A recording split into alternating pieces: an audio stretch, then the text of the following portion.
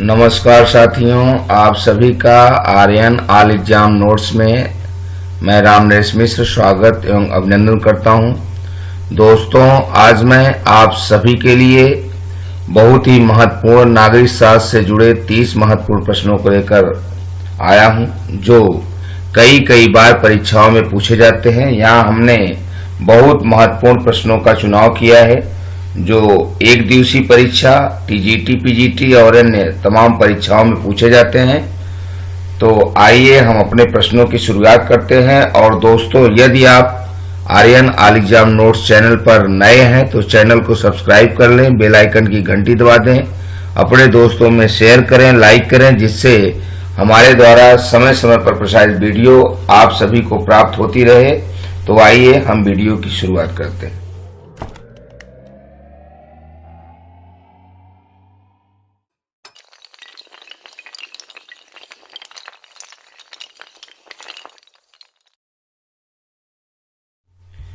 दोस्तों, देश का आदर्श नागरिक बनने के लिए हमें नागरिक शास्त्र का अध्ययन आवश्यक है। नागरिक शास्त्र का अध्ययन करने से हम देश, समाज और विश्व के बारे में जानते हैं। यही कारण है कि परीक्षाओं में नागरिक शास्त्र से जुड़े प्रश्न जरूर पूछे जाते हैं। आइए आज कुछ बहुत महत्वपूर्ण प्रश्न हम नागरिक शास्त्र से अध्ययन करते हैं। प्रश्न 1 है, भारतीय राजनीतिक व्यवस्था का स्वरूप निम्न में से कौन सा है? तो यहां दिए गए ऑप्शनों में से सही ऑप्शन सी सही है, गणतंत्रीय संघीय संसदीय। यहां पर भारत का राज्याध्यक्ष निर्वाचित होता है, जो फ्रांस से आयातित है, तथा केंद्र और राज्य की शक्तियों का विभाजन है, जो संघीय प्रणाली का लक्षण है, जो अमेरिकी संविधान से ग्रहण किया गया है, और संसदीय शासन प्रणाली भी ब्रिटेन की देन है। प्रश्न 2, दबाव समूह का मुख्य उद्देश्य क्या है? तो यहां पर हमारा सही ऑप्शन सी है, अपने सदस्यों के हितों को विकसित करना। दबाव समूह अपने सदस्यों के हितों के लिए सरकार पर दबाव डालते हैं तथा संवैधानिक व असंवैधानिक साधनों का प्रयोग करते हैं। प्रश्न 3, संसद के संयुक्त अधिवेशन को कौन संबोधित करता है? तो यहां दिए गए ऑप्शनों में से सही ऑप्शन बी है, अध्यक्ष लोकसभा। संविधान के अनुच्छेद 108 के तहत संयुक्त बैठक का आह्वान राष्ट्रपति करता है, जबकि इसकी अध्यक्षता लोकसभा अध्यक्ष करता है। प्रश्न 4, संघीय लोक सेवा आयोग के अध्यक्ष की नियुक्ति कौन करता है? तो यहां दिए गए ऑप्शनों में से सही ऑप्शन सी है, राष्ट्रपति। संविधान के अनुच्छेद 316(1) के तहत संघ लोक सेवा आयोग के अध्यक्ष की नियुक्ति राष्ट्रपति द्वारा की जाती है। प्रश्न 5, भारत में प्रथम गैर कांग्रेसी सरकार का प्रधानमंत्री कौन था? तो यहां दिए गए ऑप्शनों में से सही ऑप्शन सी है, मोरारजी देसाई। भारत में प्रथम बार गैर कांग्रेसी प्रधानमंत्री मोरारजी देसाई को बनाया गया था। प्रश्न 6, राज्य विधानसभा का चुनाव कौन कराता है? तो यहां दिए गए ऑप्शनों में से सही ऑप्शन बी है, मुख्य चुनाव अधिकारी। राज्य विधानसभा का चुनाव मुख्य चुनाव अधिकारी के द्वारा संपन्न कराया जाता है। प्रश्न 7, किसकी देखरेख में जिले में पुलिस बल शांति और व्यवस्था कायम करता है?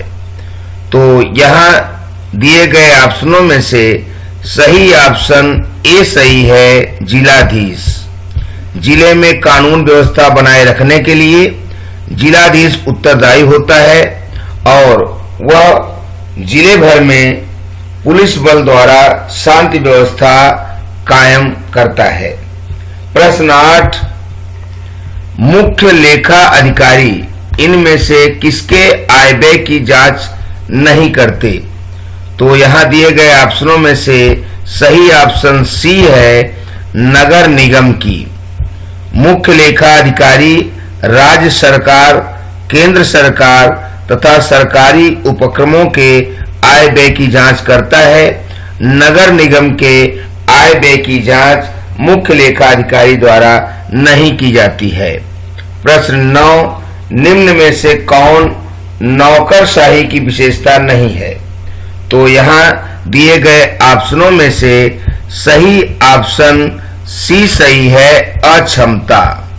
अक्षमता नौकरशाही की विशेषता नहीं है, जबकि स्थायित्व, तटस्थता, गोपनीयता इसकी विशेषता है।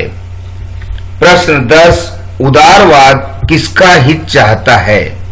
तो यहाँ दिए गए ऑप्शनों में से सही ऑप्शन बी है, धनवानों का। उदारवाद धनवानों का हित चाहता है। उदारवाद मानव को उत्पादन, विनिमय, वितरण करने, कोई व्यापार या व्यवसाय करने, अपनी संपत्ति को रखने तथा बेचने आदि की पूरी स्वतंत्रता देता है, जिससे पूंजीवाद को बढ़ावा मिलता है। इस प्रकार हम कह सकते हैं कि उदारवाद धनवानों का हित चाहता है, जबकि अभिजात वर्ग का, निर्धनों का हित हम यह नहीं कह सकते कि वो चाहता है। प्रश्न 11, फांसीवाद विश्वास करता है कि? फांसीवाद किस पर विश्वास करता है? तो यहाँ दिए गए ऑप्शनों में से सही ऑप्शन ए है, राज्य दल का श्रेष्ठ है। यदि राज्य शासक दल के हाथों में एक सर्वशक्तिशाली संस्था हो तो उसके प्रति किसी प्रकार के विरोध की कोई गुंजाइश नहीं होती। अतः फांसीवाद राज्य दल का श्रेष्ठ रूप होता है और राज्य में अपनी आस्था रखता है। प्रश्न 12, भाषण की स्वतंत्रता किस शासन के लिए आवश्यक है? तो यहाँ दिए गए ऑप्शनों में से सही ऑप्शन ए है, लोकतंत्र। भाषण की स्वतंत्रता लोकतंत्र में आवश्यक है, क्योंकि लोगों के बोलने से, बात करने से कुछ न कुछ ऐसे तथ्य सामने आ सकते हैं जो समाज के हित में हो सकते हैं। अतः लोकतंत्र में यह आवश्यक है कि हमें बोलने, चालने और भाषण की स्वतंत्रता प्राप्त हो, जबकि अधिनायकवाद में, राजतंत्र में, वर्गतंत्र में भाषण की स्वतंत्रता शासन में आवश्यक नहीं है। लोग जो राज्य को देखते हैं वे अपने माध्यम से, अपनी इच्छा से शासन चलाते हैं। प्रश्न 13, निम्नलिखित में से कौन कल्याणकारी राज्य का समर्थक था? यह प्रश्न भी बहुत महत्वपूर्ण है और परीक्षाओं में कई बार पूछा गया है। तो इसका सही ऑप्शन है सी, जवाहरलाल नेहरू।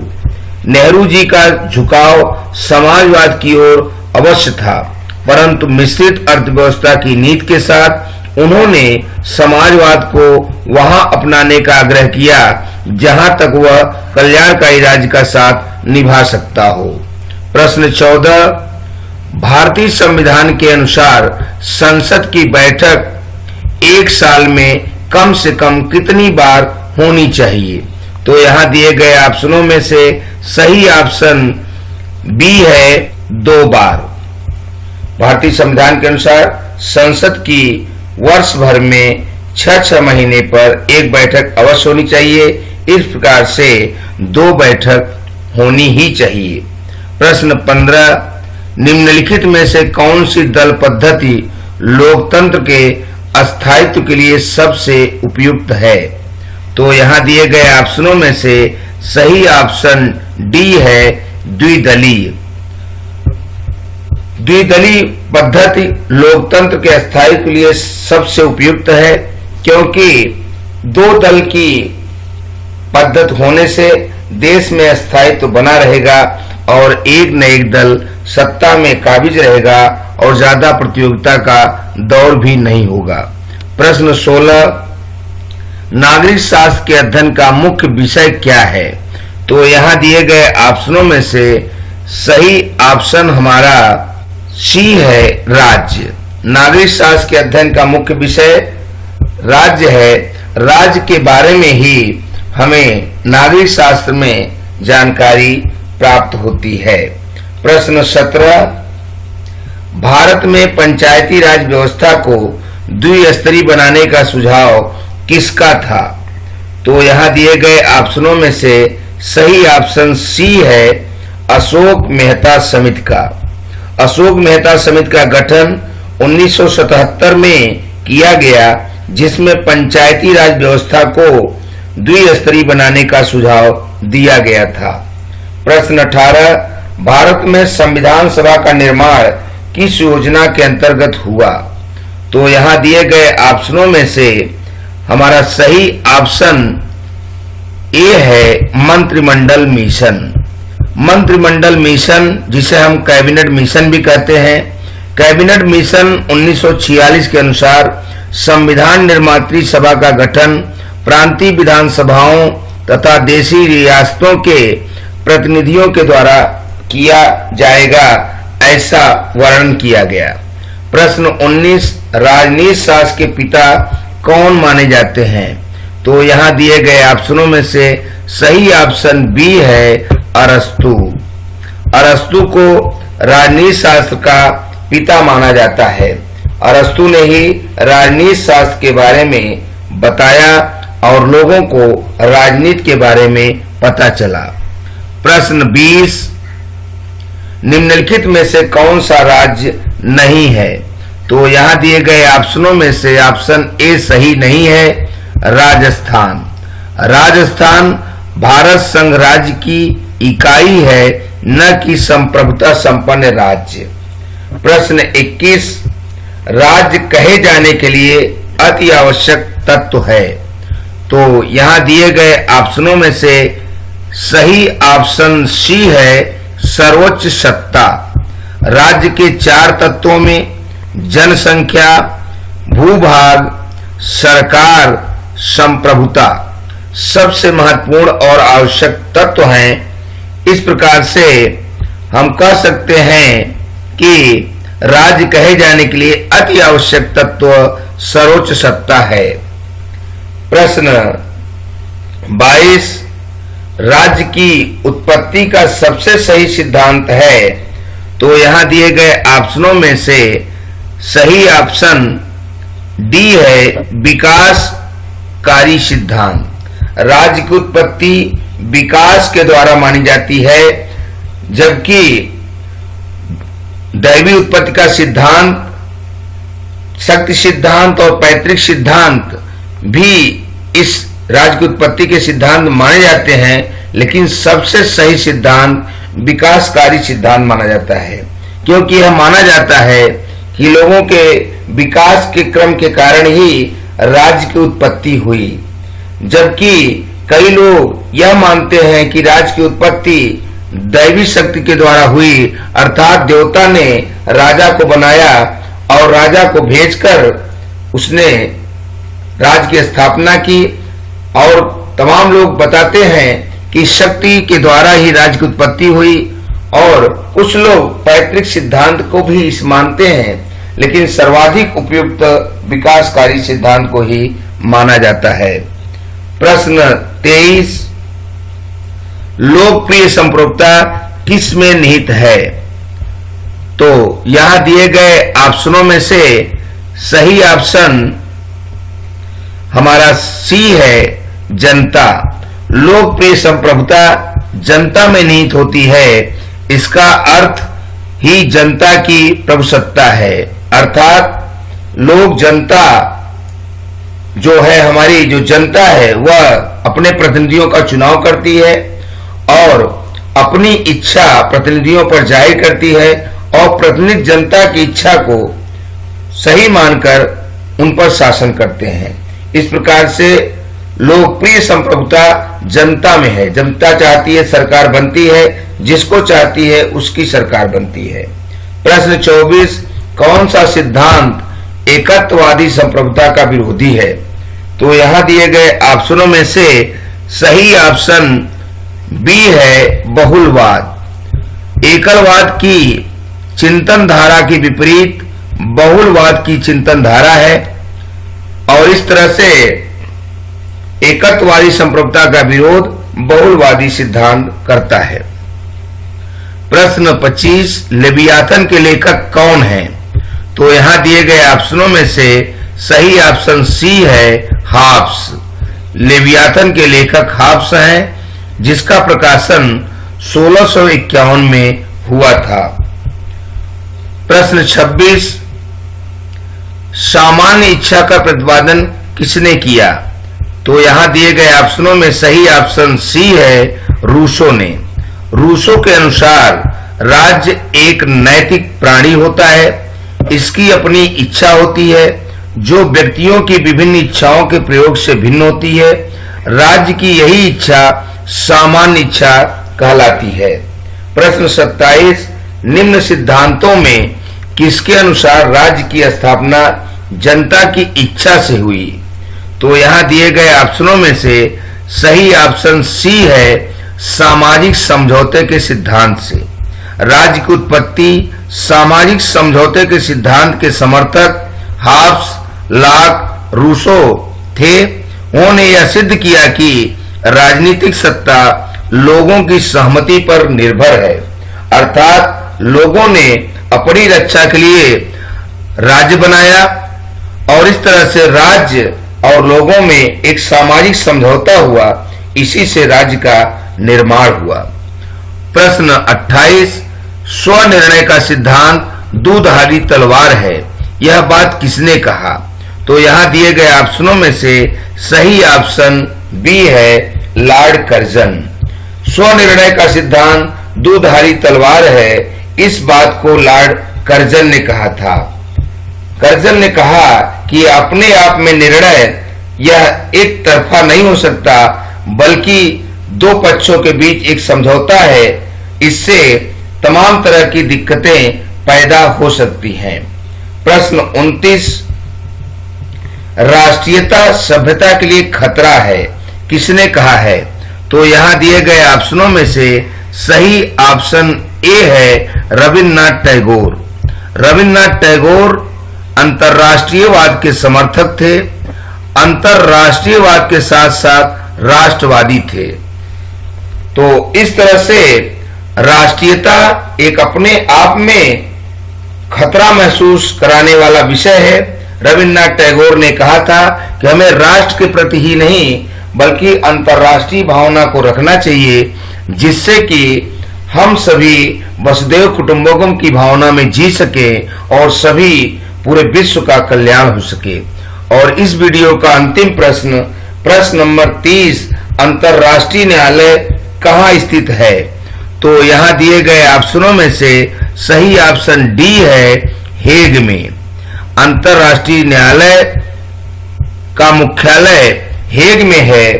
तो दोस्तों, आज का वीडियो आपको कैसा लगा, हमें इसे कमेंट बॉक्स में जरूर बताएं और अपनी परीक्षा की तैयारी नियमित रूप से करते रहें। यह हमारा वीडियो तैयारी करने वाले प्रतियोगी परीक्षार्थियों और विद्यार्थियों दोनों के लिए बहुत उपयोगी है। आज का सवाल है, प्रश्न 1, सामान्य इच्छा का प्रतिपादन किसने किया था? और प्रश्न 2, संघीय लोक सेवा आयोग के अध्यक्ष की नियुक्ति कौन करता है? इन दोनों प्रश्नों के उत्तर हमें कमेंट बॉक्स में जरूर बताएं और प्रश्नों को पढ़ने में यदि दिक्कत हो तो आप पुनः वीडियो को देखें, हमें कमेंट बॉक्स में उत्तर दें, जिससे हमें पता चल सके कि आप अपनी तैयारी नियमित रूप से कितने अच्छे ढंग से कर रहे हैं। आप अनुशासन का पालन करते हुए नियमित अपनी पढ़ाई में संलग्न रहें, तैयारी करते रहें। हम आपके लिए नियमित वीडियो बनाते रहेंगे, आप हमारा भी उत्साहवर्धन करें। यदि चैनल पर आप अभी नए हैं तो चैनल को सब्सक्राइब करें, बेल आइकन की घंटी दबा दें, अपने दोस्तों में शेयर करें, लाइक करें, जिससे समय समय पर प्रसारित वीडियो आप सभी को प्राप्त होती रहे।